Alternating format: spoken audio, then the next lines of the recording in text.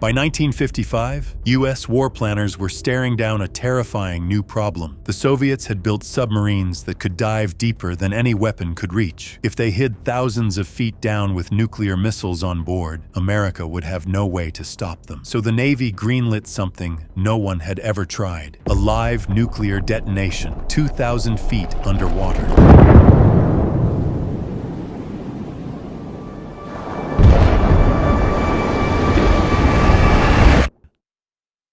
The Soviet Union had built submarines that posed an unprecedented threat to American naval forces. U.S. planners worried these submarines might operate beyond the 300-foot range where depth charges and torpedoes could effectively reach them. This created a problem that kept military planners awake at night. The deeper these submarines could go, the harder they became to find and destroy.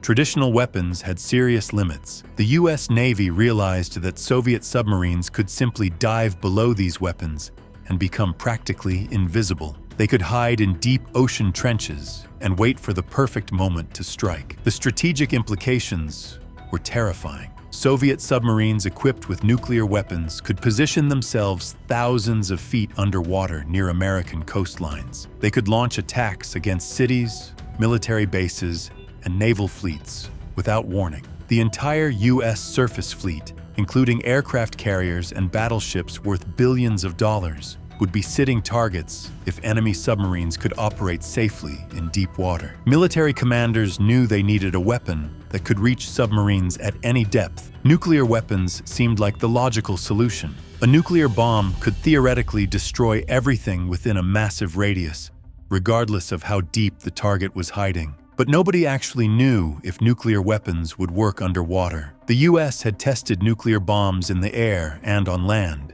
but water is completely different. Water is 800 times denser than air and doesn't compress the same way, making shockwave behavior and radiation spread unpredictable. Scientists had theories about what might happen, but theories don't win wars. Would the water absorb the blast and make it weaker, or focus the energy and make it stronger? How far would the shock waves travel through the ocean? Would submarines at different depths react differently to the same explosion? These questions had no answers because nobody had ever detonated a nuclear weapon in deep water. The uncertainty created a dangerous gap in American military planning. If the U.S. couldn't effectively destroy Soviet submarines hiding in deep water, then the entire strategy for defending America's coastlines would need to change. The Navy would have to assume that enemy submarines could operate freely in the deep ocean. This would require massive changes to how they positioned their fleets and protected their ships. The pressure to find an answer grew stronger as the Cold War intensified. After years of debate, military leaders made a decision that had never been attempted before in human history. They would detonate a nuclear weapon 2,000 feet underwater in the Pacific Ocean. But first, they had to figure out how to actually do it. The military faced engineering challenges that no one had ever tried to solve before. They needed to get a nuclear weapon down to exactly 2,000 feet underwater and detonate it at the right moment. This wasn't like dropping a bomb from an airplane or setting it off on land. Water pressure at that depth would crush most equipment in seconds. The weapon they chose was the Mark 90 Betty, a nuclear depth bomb with a yield of 30 kilotons. This made it more than twice as powerful as the bomb dropped on Hiroshima. The entire device had to be sealed inside a water and pressure-proof steel shell that could handle the enormous pressure found 2,000 feet below the ocean's surface. The bomb would be suspended from the USS Tawasa by a steel cable and lowered to the precise depth needed for the test. Finding the right location took months of planning. The military picked a spot 500 miles southwest of San Diego. This distance put the test far away from shipping lanes where commercial vessels might accidentally sail into the area. It also kept the test away from populated coastlines, where people might be affected by radiation or the blast effects, and the planners calculated this location down to the minute to make sure everything was positioned correctly. Hydrographic surveys by the Scripps Institution showed the area had favorable low-current conditions, making it ideal for the test. The logistics of Operation Wigwam involved coordinating 6,800 military personnel spread across 30 different ships. Joint Task Force 7 took control of the entire operation under the direction of the Chief of Naval Operations. Each ship had specific roles and positions they needed to maintain during the test. Weather presented constant problems during the preparation phase. High winds and rough seas damaged equipment and broke instrument cables. The harsh conditions exceeded even the worst-case scenarios the planners had prepared for. Air hoses ruptured, pontoons filled with water, and chains snapped under the stress. Repair crews worked around the clock to fix the problems, but the weather forced them to postpone the test from May 11th to May 14th. Equipment failure was a constant concern.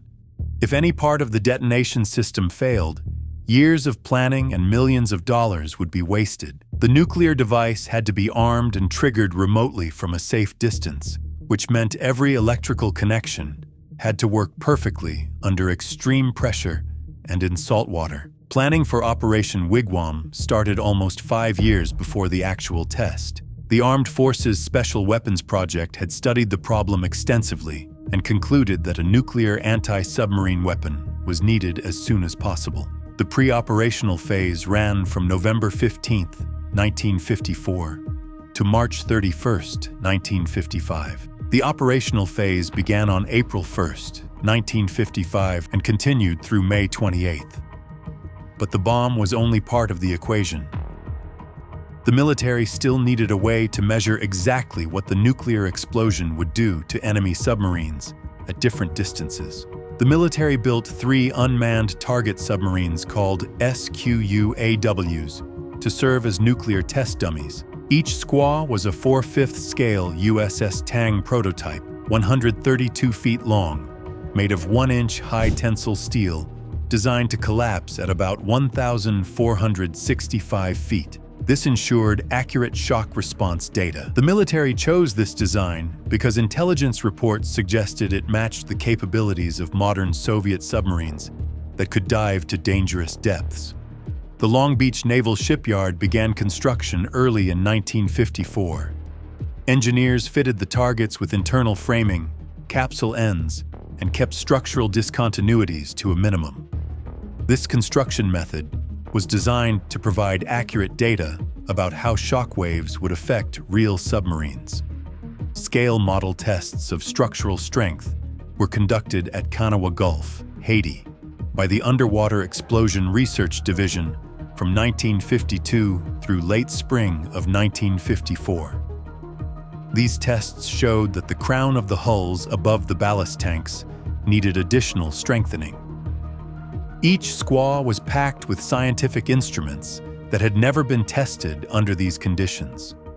Pressure sensors, accelerometers, and filming equipment were installed throughout the targets.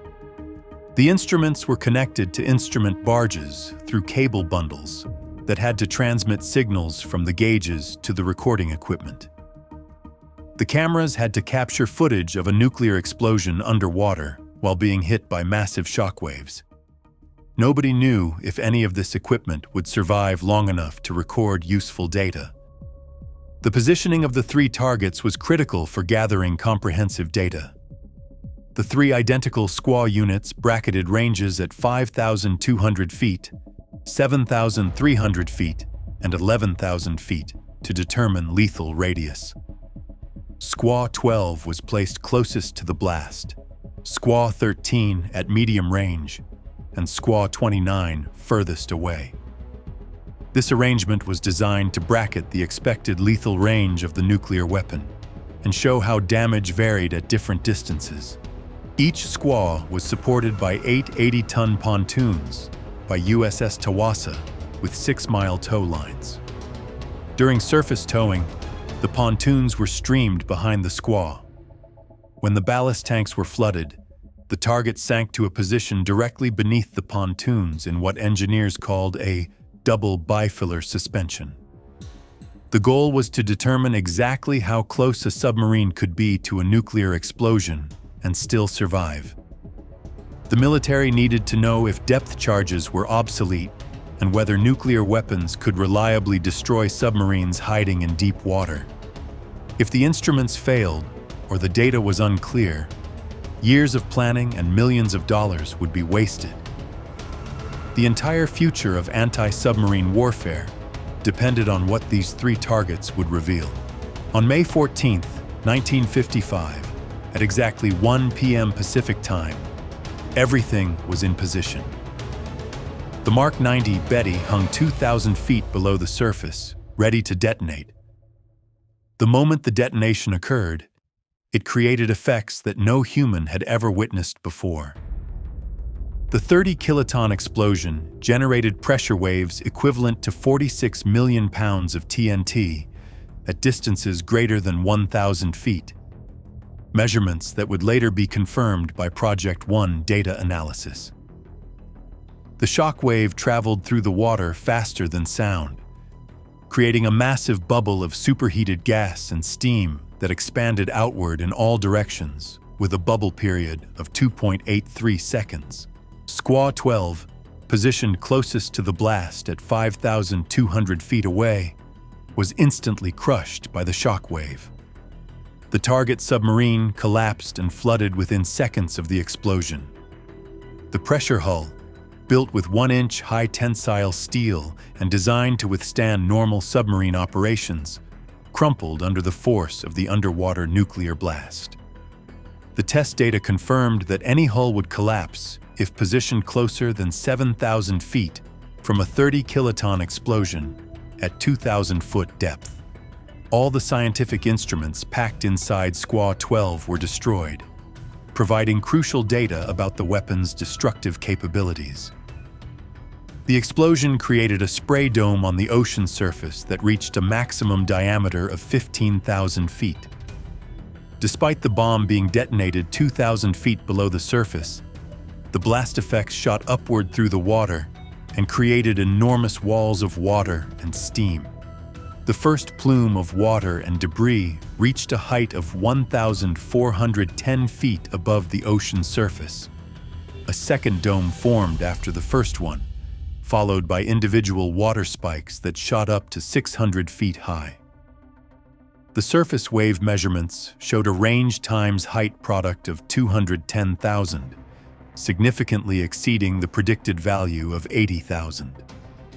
Ships positioned miles away from the detonation point were hit by the surface effects. The YFNB-12 instrument barge, located 5,500 feet from the blast, experienced a vertical displacement of 37 feet as massive waves passed underneath it. Vessels carrying thousands of sailors were rocked by the shock waves that traveled through the water and reached the surface. Many sailors reported feeling the ship suddenly jolt or shake without any warning or explanation. The radioactive materials from the explosion began dispersing through the water in patterns that scientists could only guess at beforehand. The major explosion plumes were heavily contaminated with radioactive particles. The base surge, made up of fine water droplets, spread contamination about 5,000 feet across and upwind from the detonation point. The total radiation dose at the blast site was 3,600 Roentgens. 5 miles downwind, the contamination level reached 400 Roentgens per hour within just 18 minutes of the explosion. Squaw 13, positioned at medium range, sustained severe damage but remained on the surface. This target provided scientists with the most useful data because it showed the exact point where submarines would be badly damaged but not completely destroyed. Squaw 29, furthest from the blast, remained mostly intact and continued floating normally. The test results were clear and shocking. The ocean's depth provided almost no protection against nuclear weapons. A submarine at 250 feet depth would be completely destroyed if it came within 7,000 feet of a 30-kiloton nuclear blast. The water that submarines relied on for protection actually made the explosion more deadly by transmitting the shock waves more efficiently than air. But the scientific success of Operation Wigwam would soon be overshadowed by questions about what the test had done to the thousands of servicemen who witnessed it. Radiation exposure became a serious concern for the thousands of servicemen who participated in the test. While few servicemen lacked dosimeters during the operation, the 4 DT-60 dosimeters that were recovered showed radiation levels of 3,600 roentgens at the blast site. This measurement confirmed that the explosion had created extremely dangerous conditions in the immediate area around the detonation.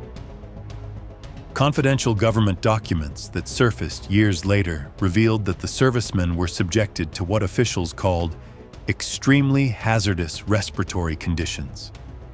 The men breathed in radioactive particles from the contaminated water droplets and steam that spread across the test area. The base surge from the explosion carried fine radioactive materials that drifted over the ships and their crews. Many sailors had no protective equipment and no warning about what they were breathing.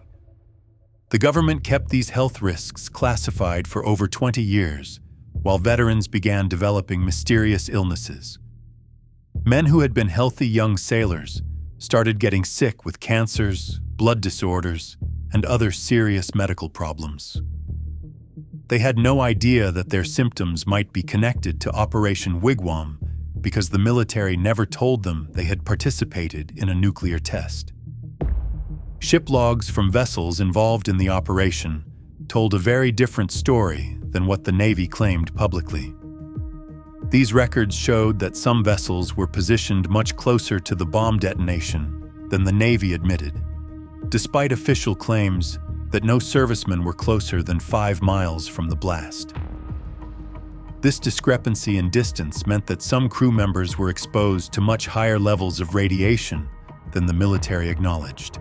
The delayed notification and lack of immediate medical monitoring meant that radiation-related conditions went undetected in many veterans.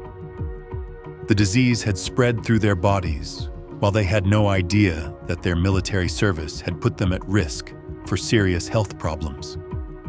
Veterans who developed illnesses years later had no way to prove their conditions were connected to the nuclear test. The Naval Radiological Defense Laboratory conducted long-term monitoring studies of personnel exposure levels. These studies were part of broader efforts to understand the health effects of nuclear testing that would eventually contribute to discussions about the Partial Nuclear Test Ban Treaty. The scientific data collected from Operation Wigwam helped establish protocols for future nuclear operations. But the human cost of gathering this information remained largely hidden from public view. The health crisis surrounding Operation Wigwam exposed fundamental questions about how military leaders balanced scientific objectives against the safety of their own personnel. The test had achieved its primary goal of determining whether submarines could survive nuclear attacks in deep water. But the full consequences of that success would not be understood for decades. Operation Wigwam delivered definitive answers about submarine vulnerability in deep water. The test results showed that depth provided minimal protection. Submarines at 250-foot depth would be destroyed within 7,000 feet of a 30-kiloton blast. Military planners on both sides had to completely rethink how they would use submarines in future conflicts. The test's legacy remains complicated. It was a scientific breakthrough that answered critical questions about underwater nuclear weapons and shaped submarine tactics for decades. But this success came at significant cost to the servicemen who participated while the government kept health risks classified for over 20 years. Today, Operation Wigwam remains the only U.S. nuclear test conducted in deep ocean water beyond 1,000 feet.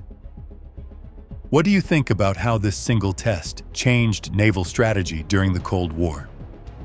Let me know in the comments below. If you want to follow the story of Operation Crossroads, check out our video here.